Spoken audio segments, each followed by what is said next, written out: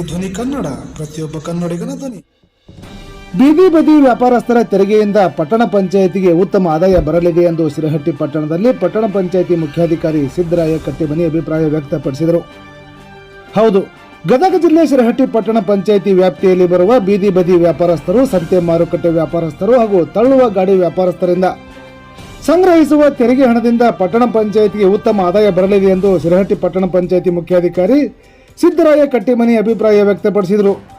ಅವರು ಶುಕ್ರವಾರ ಬೆಳಗ್ಗೆ 11 ಗಂಟೆಗೆ ಪಟ್ಟಣ ಪಂಚಾಯಿತಿಯ ಹಳೆ ಕಟ್ಟಡದಲ್ಲಿ ಕರೆಯಲಾದ ಟೆಂಡರ್ ಪ್ರಕ್ರಿಯೆಯಲ್ಲಿ ಭಾಗವಹಿಸಿ ಮಾತನಾಡಿ, ಪ್ರತಿ ವರ್ಷದಂತೆ ಈ ವರ್ಷವೂ ಕೂಡ ಏಪ್ರಿಲ್ 1, 2024ರಿಂದ ಮಾರ್ಚ್ 31, 2025ರವರೆಗೆ ತೆರಿಗೆ ವಸೂಲಾತಿಗಾಗಿ ಟೆಂಡರ್ ಪ್ರಕ್ರಿಯೆ ಕರೆಯಲಾಗಿದ್ದು, ಈ ತೆರಿಗೆ ಟೆಂಡರ್ ಪ್ರಕ್ರಿಯೆಯ ಹಣದಿಂದ ಪಟ್ಟಣ ಪಂಚಾಯಿತಿಗೆ ಉತ್ತಮ ಆದಾಯ ಬರಲಿದೆ ಎಂದು ಹೇಳಿದರು. ಈ ಟೆಂಡರ್ ಪ್ರಕ್ರಿಯೆಯಲ್ಲಿ ಒಟ್ಟು 13 ಜನ ಭಾಗವಹಿಸಿ ಟೆಂಡರ್ ಕೂಗಿದರು.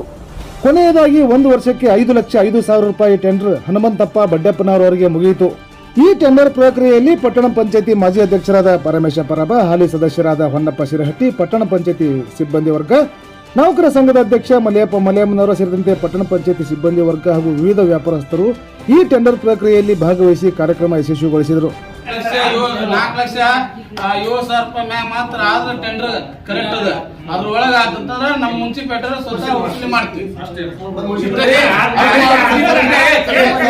ಲಾಸ್ಟ್ ಫೈನಲ್ ಕೇಳ್ರಿ 5,05,000 ರೂಪಾಯಿ ಹನುಮಂತಪ್ಪ ಬಡ್ಡೆಪ್ಪನವ್ರು. 1 ನಿಮಿಷ ಟೈಮ್ ಕೊಡ್ಬೇಕಾರ ನೋಡ್ರಿ 5,05,000 ರೂಪಾಯಿ ಹನುಮಂತಪ್ಪ ಬಡ್ಡೆಪ್ಪನವ್ರು. 3ನೇ ಸವ